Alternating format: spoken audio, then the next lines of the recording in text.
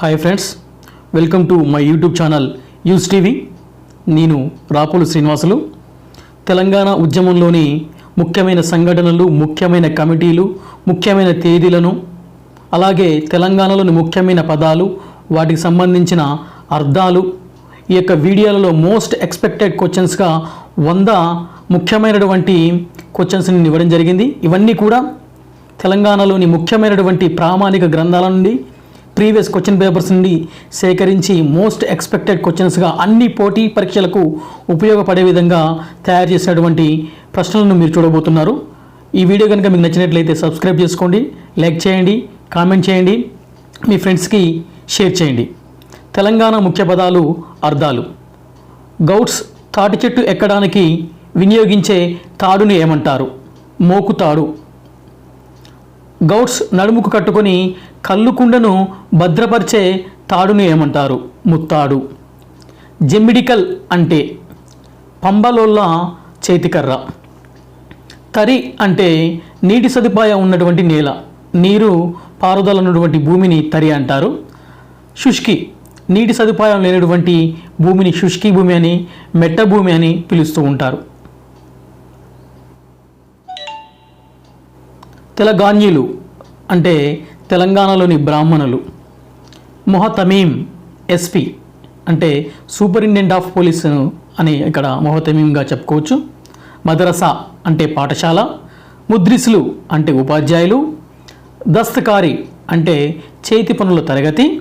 కొత్వాల్ నగర police commissioner. వజీఫా అంటే pension. అదేవిధంగా షోవడాలు అంటే కథలోని. షాయిర్లు కథకులు. బ్యాలెడ్లు వీరుల గానములు. ఛాత్రగృహం అంటే హాస్టల్. సదర్ ఆజం ముఖ్యమంత్రి. సదర్ ఆజం ముఖ్యమంత్రి. మక్తేదారు గ్రామ సర్వాధికారి. షిక్మేదారు హక్కుదారుడు లేదా శాశ్వత కౌలుదారుడు అని కూడా పిలుస్తారు. షిక్మేదారు అంటే హక్కుదారుడు లేదా శాశ్వత కౌలుదారుడు. ఆస్ట్రఫీ బంగారు నాణెం. చెరాగా పశువులు మేయు బీడు భూమి. చెరాగా పశువులు మేయు బీడు భూమి. పాయోగా రాజబంధువులకు కేటాయించిన ఆస్తిని పాయోగా భూమిగా పిలుస్తారు. షికరాగా వేట కేటాయించిన ప్రాంతం అంటే షికారాగా అంటే షికారు, షికారు అంటే వేట. ఓకే, వేట కేటాయించిన ప్రాంతంగా షికరాగా అని చెప్తూ ఉంటాం. చేరి వ్యవసాయ కమతం. కల్సా గ్రామాలు ఒకరి అధికారంలో ఉన్నటువంటి గ్రామాలను కల్సా గ్రామాలు అని అంటారు. నీరడి పొలాల్లో నీటిపారకం చూసే వ్యక్తి, నీరు పారుదల ఉపయోగుతుందా లేదా అని చూసేటువంటి వ్యక్తిని నీరడి అని పిలుస్తూ ఉంటారు. దస్తూరి చేతిరాత, హ్యాండ్ రైటింగ్ను చేతిరాతను దస్తూరి అని పిలుస్తూ ఉంటాము. మాలే కానా హక్కు రాయల్టీ హక్కు అని. జమేదారు హెడ్ కానిస్టేబుల్ను జమేదారు అనే తెలంగాణ పదంలో ఉపయోగిస్తారు. పాట్దారి అంటే క్రిమినల్ అని. పాట్దారి క్రిమినల్. దివానీ అంటే సివిల్ అనే అర్థం తీసుకోవచ్చు. షాన్ ఆడంబరం. ముంతకబులు సర్టిఫికెట్లు. గోషా అంటే పరదాని. మాగాని దార అంటే శిస్తు అనే అర్థం. బలోతదారులు అనే పదానికి అర్థం గ్రామ సేవకులు అని. హవాలతు అనే పదానికి అర్థం కస్టడీ అని. పహడ్ అనే పదానికి అర్థము తెలంగాణలో గుట్ట. ఉదాహరణకు జాన్ పహడ్, కొర్ల పహడ్ అనే పదాలను మనం ఇక్కడ ముఖ్యమైన పదాలను తీసుకోవడం జరిగింది. అమీన్ లేదా సాజ్ లేదా సదర్ నాజిమే కొత్వాల్ అనే పదాలు వచ్చినప్పుడు దానికి ఎస్ఐ అనే అర్థం వస్తుంది. ఎస్ఐ.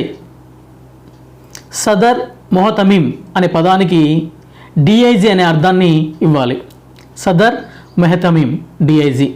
వకాలత్ అనే తెలంగాణ పదానికి అర్థము లా. సదర్ దర్రీస్ అనే పదానికి ప్రధానోపాధ్యాయుడు, హెడ్ మాస్టర్ అనే అర్థం వస్తుంది. ముల్కీ అనే తెలంగాణ పదానికి స్థానికుడు అని. గైర్ ముల్కీ అనే పదానికి బయటివాడు, పరదేశీ అనే అర్థాలు వస్తే షికాయత్ అనే తెలంగాణ పదానికి కంప్లైంట్ అనే అర్థం వస్తుంది. మెమోరండం అనే పదానికి విజ్ఞాపన పత్రం అనే అర్థం వస్తే చమన్లు అంటే పార్కులు అని. చమన్లు అంటే పార్కులు అనే అర్థం. సడక్ అంటే రహదారి. నాస్తా ఫలహారం అంటే మార్నింగ్ తీసుకునే టిఫిన్ అని అర్థం వస్తుంది. నాస్తా అంటే ఫలహారం, టిఫిన్ అని ఇంగ్లీష్లో మనం చెప్పుకుంటాం. అమీన్ సాబ్ అనేది ఎస్ఐ అనే అర్థాన్ని ఇస్తుంది. అమీన్ సాబ్ అంటే ఎస్ఐ. ఫోకానియా అనే తెలంగాణ పదం ఎప్పుడు హై స్కూల్ అనే అర్థాన్ని ఇస్తుంది. మదరాసా తహతానియా ప్రైమరీ స్కూల్ అని, మదరాసా తహతానియా ప్రైమరీ స్కూల్ అని, వస్తానియా మిడిల్ స్కూల్ అనే అర్థాన్ని ఇస్తాయి. చిందు అంటే అడుగని, యాసంగి అంటే రబీ పంటకాలం అని, అర్జీ అంటే అప్లికేషన్ అని, ఒక సిక్క అనేది ₹1.17 సమానమవుతుందని, పునాస అంటే వర్షాకాలంలో మొదట్లో దున్నే సమయం, దుక్కి అంటే నాగలితో దున్నిన భూమి, తుకం అంటే ఒడ్లు వానబోసి అంటే నానబోసి మొలకలు వచ్చేటట్లు చేసి ఒక మడిలో నీటితో దున్ని అలుకుడి చేసే దాన్నే తుకం అంటారు. తుకం అనే తెలంగాణ పదానికి ఒడ్లు నానబోసి మొలకలు వచ్చేటట్లు చేసి ఒక మడిలో నీటితో దున్ని అలుకుడి చేసేదాన్నే తుకం అని అంటారు.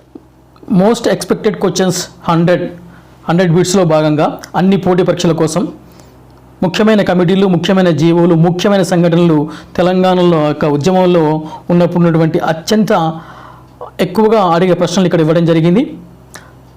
610 జీవో 1985 డిసెంబర్ 30న ఈ జీవో రావడం జరిగింది. అప్పుడున్నటువంటి సీఎం ఎన్టీ రామారావు గారు 1986 మార్చి 31 రాష్ట్రపతి ఉత్తర్వుల ప్రకారము స్థానికులకే ఉద్యోగాలు ఇవ్వాలని ఈ 610 జీవో చెప్తుంటే 548 జీవో 610 జీవో అమలుపై పర్యవేక్షణ కోసం వేసినటువంటి జీవో 548 జీవో. ఇది అక్టోబర్ 4వ తారీఖు 2006లో రావడం జరిగింది. తదుపరి మరో జీవో 674. ఇది 1975 అక్టోబర్ 18న ఈ జీవో రావడం జరిగింది. ఈ జీవో జోనల్ వ్యవస్థ అని, ఈ జోనల్ వ్యవస్థలో 6 జోన్లు ఉంటాయని, రాష్ట్రపతి ఉత్తర్వుల ప్రకారము ఈ జోనల్ వ్యవస్థ ఉంటుందని చెప్పేసి ఈ జీవో రావడం జరిగింది. 36 జీవో 1969 ఫిబ్రవరి 28 వరకు ఉన్న నాన్ ముల్కీలను వెనక్కి పంపాలని వచ్చినటువంటి జీవో 36 జీవో. 610 జీవో ఏర్పాటుకు ఆధారమైనటువంటి కమిటీ జయభారత్ త్రిసభ్య కమిటీ. 610 జీవో ఏర్పాటుకు ఆధారమైన కమిటీ జయభారత్ త్రిసభ్య కమిటీ అయితే 610 జీవో అమలును పర్యవేక్షించే కమిటీ గిర్గ్లోని ఏకసభ్య కమిటీ.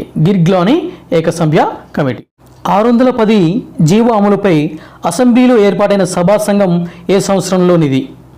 610 జీవో అమలుపై అసెంబ్లీలో ఏ సంవత్సరంలో సభా సంఘం ఏర్పాటు చేసింది?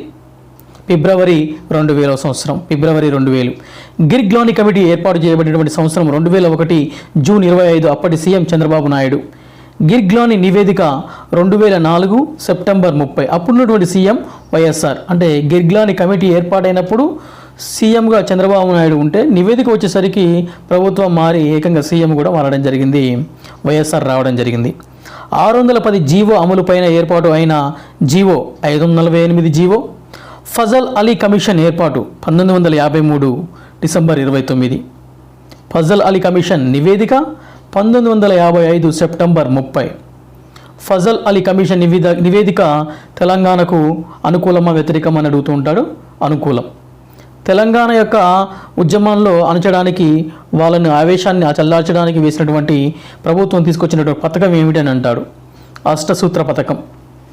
మరి తెలంగాణ కోసము వారికి రాష్ట్రాన్ని ఇచ్చే విధంగా అష్టసూత్ర పథకాన్ని ఇస్తున్నందుకు ఆంధ్రాలో ఉన్నటువంటి ఆవేశాన్ని తగ్గించడానికి చల్లార్చడానికి వేసిన పథకము 6 సూత్రాల పథకం.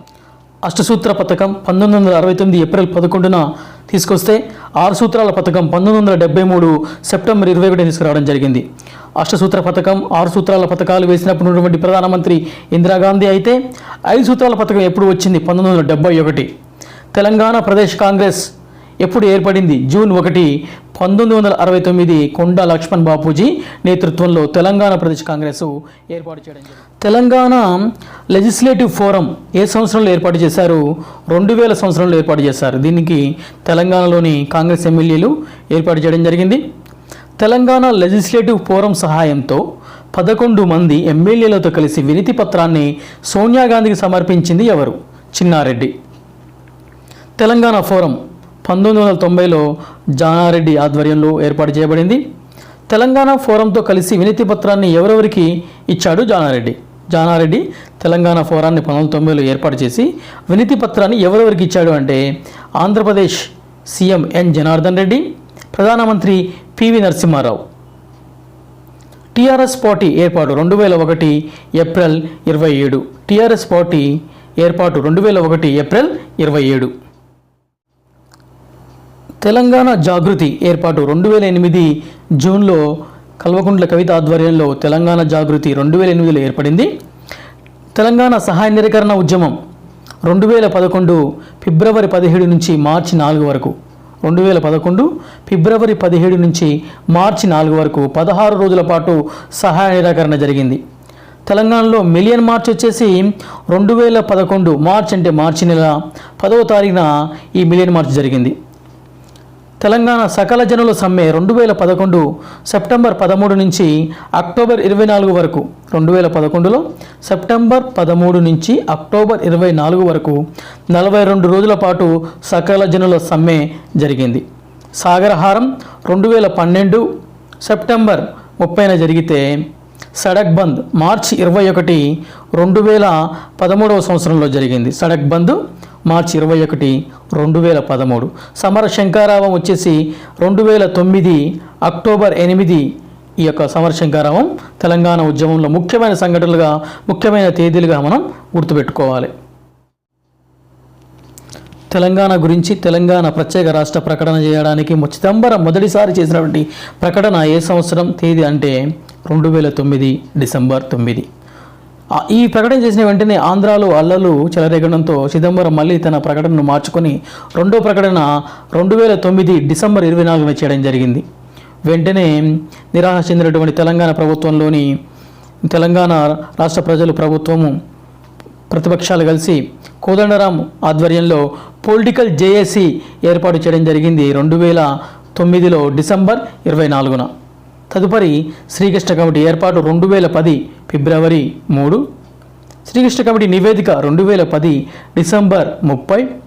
శ్రీకృష్ణ కమిటీ నివేదికను కేంద్ర హోంశాఖకు ఏ తేదీన అందజేసింది 2011 జనవరి 6. 505 పేజీలు ఉన్నటువంటి శ్రీకృష్ణ కమిటీ నివేదిక 6 ముఖ్యమైనటువంటి పరిష్కార మార్గాలను చూపుతూ 505 పేజీలతో 2011 జనవరి 6వ తేదీన శ్రీకృష్ణ కమిటీ తన నివేదికను కేంద్ర హోంశాఖకు అందజేసింది. 14F ఆర్టికల్ ఏం చెప్తుంది? హైదరాబాద్ ఫ్రీ జోన్ కాదని ఆరో జోన్ అని చెప్పడం జరిగింది. సకల జనుల సమ్మె ప్రతిపాదిక ఏది? సకల జనుల సమ్మె ప్రతిపాదిక నినాదం అంటే నౌ ఆర్ నెవర్, ఇప్పుడు కాకుంటే ఇంకెప్పుడు కాదు అనే నినాదం కూడా ఇవ్వడం జరిగింది సకల జనుల సమ్మె. ఇవి ముఖ్యమైనటువంటి ప్రశ్నలు. ఖచ్చితంగా అన్ని పోటీ పరీక్షల కోసము తెలంగాణలో జరిగినటువంటి ముఖ్యమైనటువంటి మూమెంట్లో తెలంగాణ మూమెంట్లో ముఖ్యమైన సంఘటనలు చూపిస్తూ ముఖ్యమైన తేదీలను చూపిస్తూ ఉన్నటువంటి ఈ వీడియో మీకు నచ్చినట్లయితే లైక్ చేయండి. మళ్ళీ మీకు త్వరలో 100 ముఖ్యమైనటువంటి బిట్స్ను ఎక్స్పెక్టెడ్ క్వశ్చన్స్ను ఇచ్చే ప్రయత్నం చేస్తుంది use TV. Thank you so much. ఈ వీడియో మీకు నచ్చినట్లయితే లైక్ కొట్టండి, కామెంట్ చేయండి, షేర్ చేయండి, సబ్స్క్రైబ్ చేసుకోండి. Thank you so much.